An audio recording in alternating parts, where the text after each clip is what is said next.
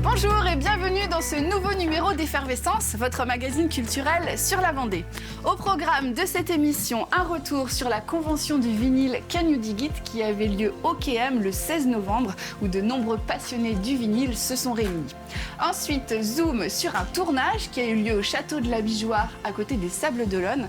Ce jeune réalisateur Jordan Inconstant réalisait le film Welcome to the Moonlight Palace où il a réussi à réunir une distribution franco-américaine sur un très beau projet prévu pour 2026. Et puis ensuite, ma rencontre avec Olivier Martin. Il est directeur artistique ici du théâtre Le Chabaret. Il est également chanteur, metteur en scène. Il nous a parlé de son parcours, de la création de ce lieu et des différents spectacles qu'il propose ici pendant les fêtes. En fin d'émission, bien sûr, vous retrouverez notre agenda pour tout savoir de l'actualité culturelle en Vendée. Effervescence, c'est parti!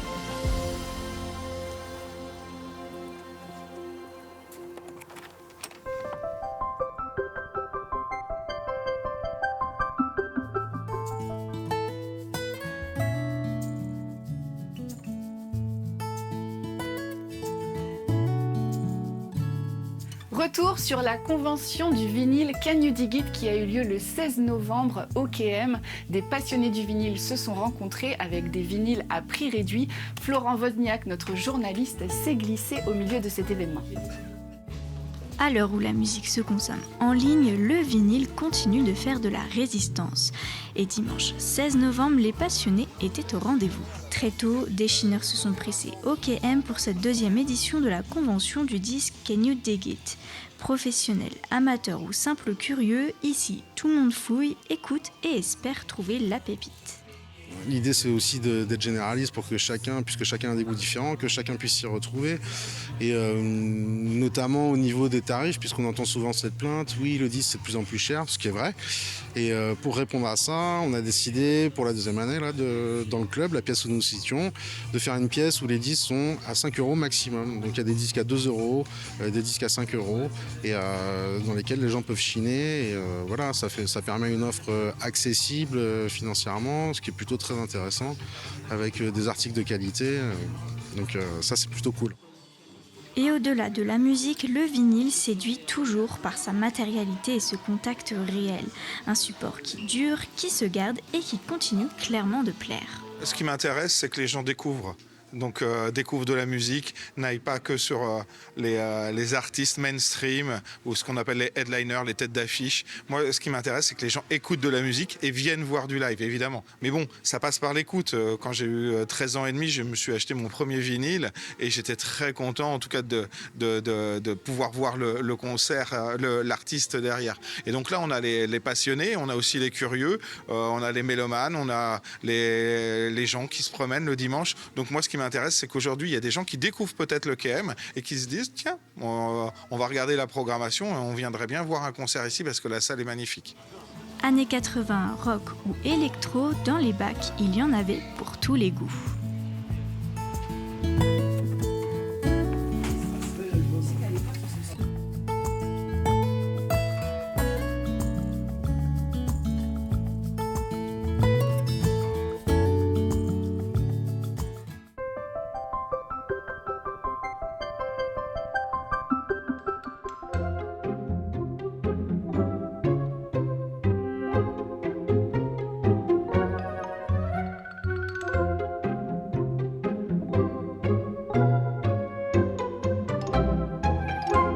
Zoom sur le tournage qui a eu lieu très récemment au château de la Bijoire près des Sables d'Olonne où le jeune réalisateur Jordan Inconstant a réussi à réunir un casting impressionnant.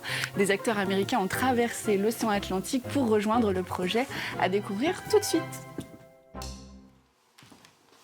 Les meurtres s'enchaînent dans cet hôtel.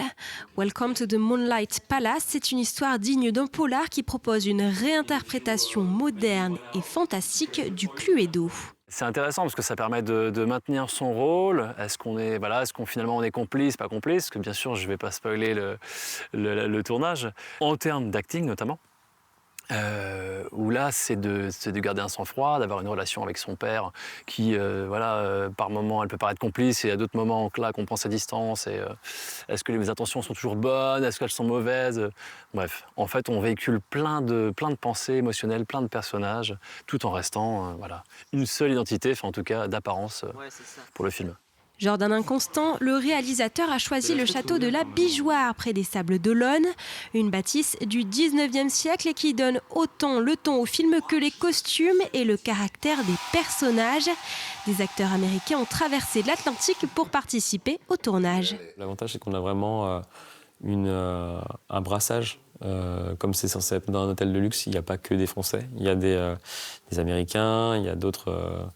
Il y a des accents, et là, pour la première fois, en plus, Kevin McNally et Lee Mary jouent en français. Donc c'est intéressant de donner en plus la réplique à des acteurs comme eux qui ont côtoyé Johnny Depp, Tom Cruise. Et là, dans ce contexte-là, vous vont donner la réplique au doubleur de Johnny Depp ou à Bernard Farcy. C'est original et à la fois intéressant. Toute l'équipe de ce court-métrage a vécu en huis clos pendant une dizaine de jours. Une expérience hors caméra qui fera la différence à l'écran. Au final, on entre dans l'univers de Jordan. Il est vraiment un réalisateur unique puisqu'on travaille avec une même famille. Du coup, quand on arrive sur le plateau, on a des liens d'amitié, une dynamique se crée et ça donne une dimension supplémentaire au travail. L'amitié crée une alchimie plus forte. Un résultat à découvrir sur grand écran dans un an, en fin 2026.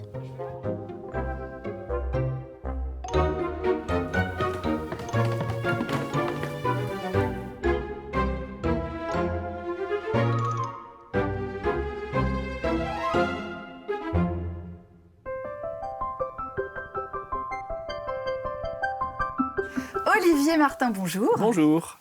Eh ben écoute, merci de nous accueillir ici au Chabaret. On est précisément sur la scène de ce théâtre que tu diriges depuis quelques années. On est sur la commune de La Chapelle-Achard. Les Achards. Les Achards, les faut pas se tromper. Oui, ça a fusionné. Parfait. Donc tu es directeur artistique du Chabaret. Tu es également auteur, comédien, chanteur et metteur en scène. Tout ça ici au Chabaret, mais pas seulement. On va en parler ensemble. Alors ce que j'aimerais savoir d'abord, c'est à quel moment le spectacle est rentré dans ta vie? À quel moment tu t'es dit « Ok, je veux être comédien » ? Eh ben, je pense, comme beaucoup de jeunes, au collège, j'ai découvert le théâtre. D'accord. Un atelier ? Exactement. En fait, en cours de français, forcément, oui. Molière. Okay. Et puis, en fait, on devait jouer une scène. Et puis, on était plusieurs à avoir pris beaucoup de plaisir avec ça. Et du coup, avec la prof de français, on a créé une troupe de théâtre. Puis ensuite, troupe de théâtre amateur. Et puis, j'ai eu envie d'étudier, de creuser la chose. Et puis, finalement, d'en faire mon métier. Et alors, raconte-nous un peu comment ce Chabaret est né, ce théâtre, qui n'était pas un théâtre au départ. En 2011, avec Amaury Chauvet, nous avons acheté le lieu qu'on a transformé en théâtre. Alors, en fait, lui faisait du théâtre en amateur.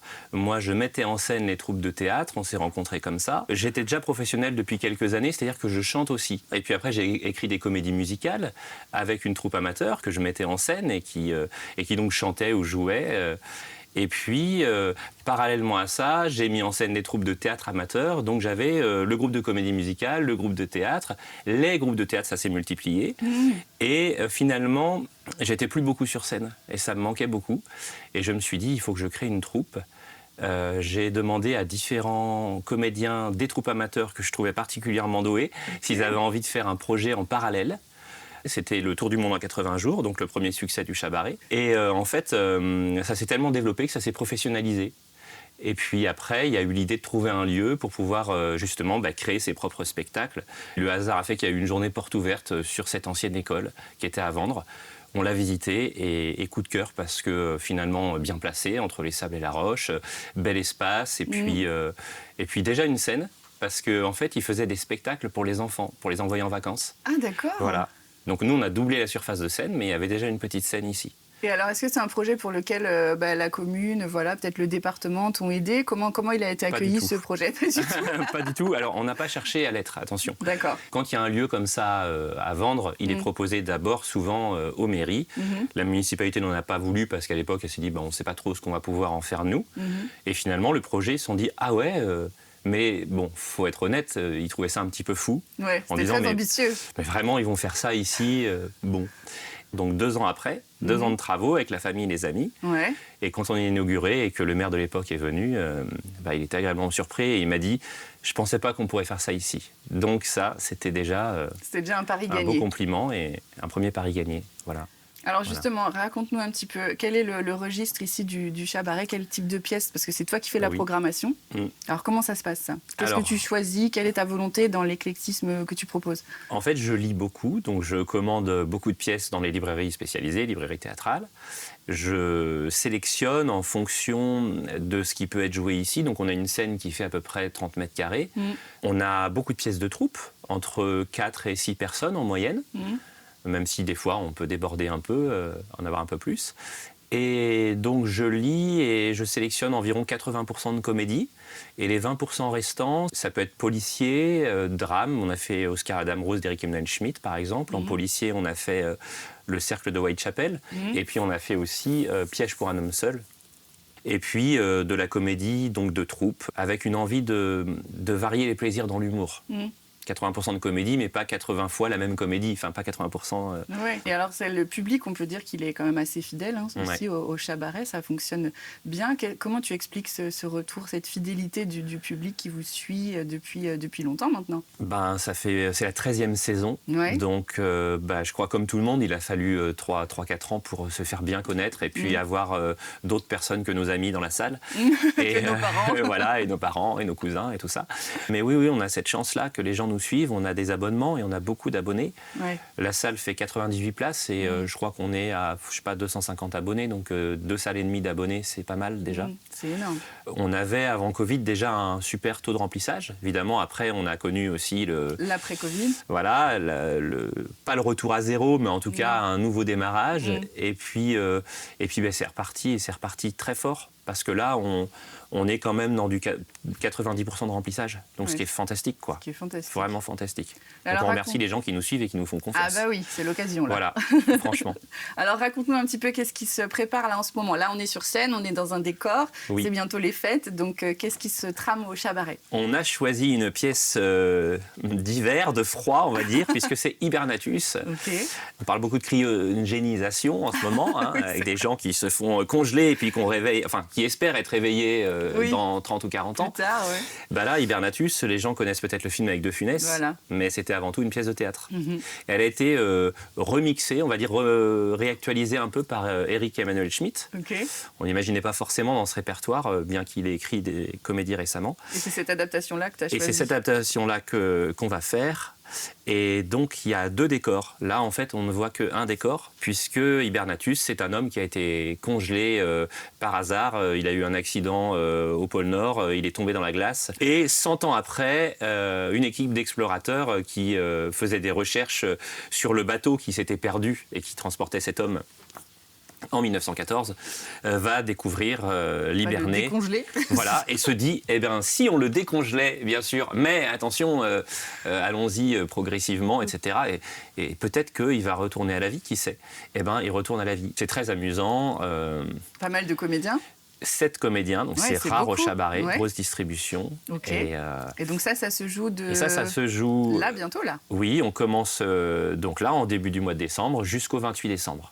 Et il y a 12 représentations, donc il y a de quoi vraiment trouver une date qui correspond, sachant qu'on a même 2 représentations entre les fêtes. Et alors pour les fêtes, pour le 31, qu'est-ce qui se passe aussi ici? 31 décembre. Tu fais aussi pas mal de choses le 31. Oui, on fait 4 séances spectacles. Donc on aura 2 représentations du Gay Mariage, une des comédies qui a fait un gros tabac ici et ailleurs d'ailleurs. Et donc ça c'est 20h et 22h, c'est déjà complet à 20h. Il reste quelques places à 22h.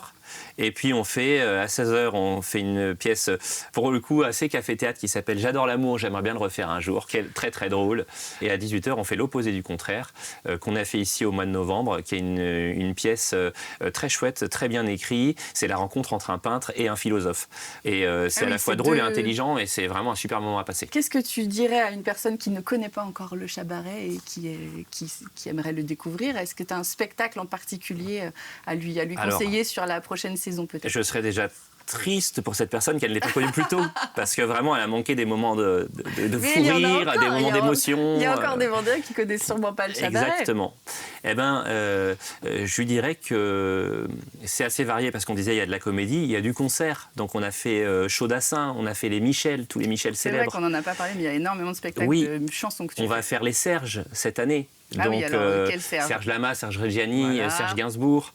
Voilà, c'est un concert avec un orchestre, des musiciens et tout, c'est super chouette. Et on va refaire une comédie musicale sur le Comte de Monte Cristo au printemps. Donc comédie musicale que j'avais fait pour le coup en partenariat avec le département juste avant le Covid.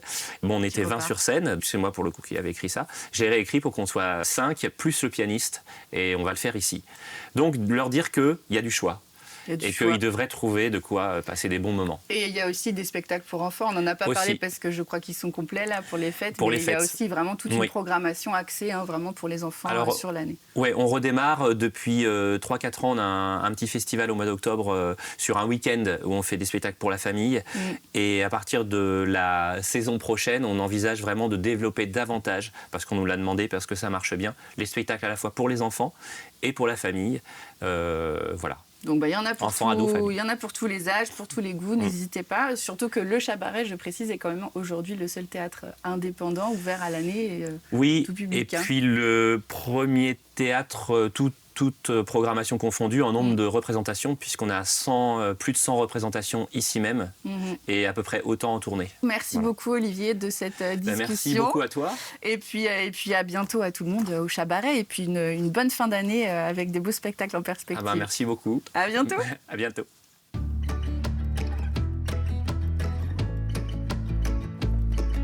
Madame, c'est une marque de respect. Parce que monsieur, ça veut dire t'es vieux, t'es moche, tu pues.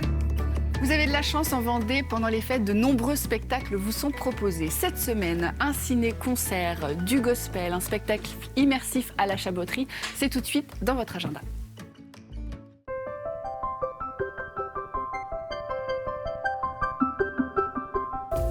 Venez découvrir la grue cendrée dans la réserve naturelle de Saint-Denis-du-Perret en soirée. Rendez-vous les 11 et 17 décembre à 15h45, sur réservation. Ciné-concert. Graines de géante est un programme de 5 courts-métrages qui met les filles à l'honneur. Rendez-vous le 20 décembre à 17h au Théâtre Le Marais à Châlons. Musclace et rayons et pourfendit l'écorce, se déployant sur villes et champs, se faufilant dans leurs ornières. Venez découvrir un conte de Noël original en déambulant au cœur du logis de la Chaboterie. Accompagné de plusieurs comédiens en costume, immergés dans l'ambiance d'une veillée de Noël d'antan, vivez l'histoire d'un Christmas Carol du 13 décembre au 4 janvier. La municipalité de Saint-Martin-des-Tilleuls vous invite à une soirée pleine d'émotions et de bonne humeur avec un concert gospel de la troupe Basic Colors. Rendez-vous le 13 décembre à 18h30.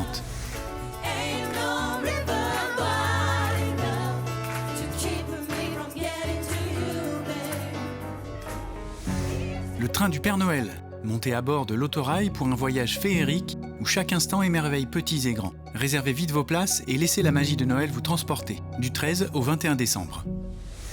Ariane, un pas avant la chute. Une tragédie contemporaine, celle d'une femme, jeune star et étoile filante du pop-rock, d'une carrière qui se fait ou se défait en une fraction de seconde. Rendez-vous à la balise de Saint-Hilaire-de-Riez le 16 décembre à 20h30. Je crois que je me souviens pas très bien de ce qui s'est passé en fait. Aucun problème, Ariane. Vous avez dû vivre des moments très intenses émotionnellement pendant cette tournée. Il est normal qu'il y ait une part de mystère. Un spectacle de contes merveilleux, issu de l'exposition Archéocontes, vestiges du pays imaginaire, et nourri de versions traditionnelles, souvent truculentes, aux rebondissements imprévus. Rendez-vous le 19 décembre à 20h30 à la médiathèque de Talmont-Saint-Hilaire. Effervescence, c'est terminé pour aujourd'hui. Vous pourrez bien sûr retrouver toute cette émission en replay sur le site de TV Vendée. Et puis n'hésitez pas à aller au spectacle vivant. Vous l'avez vu, de nombreux spectacles sont proposés en Vendée. Vous avez tout notre agenda, un beau spectacle, un beau programme ici au Chabaret. Et puis vous le savez, si vous avez un spectacle ou un événement culturel que vous organisez sur le département, n'hésitez pas à m'envoyer vos éléments à l'adresse qui s'affiche en bas de l'écran. Quant à moi, je vous souhaite une bonne semaine sur TV Vendée et à la semaine prochaine pour de nouvelles rencontres culturelles.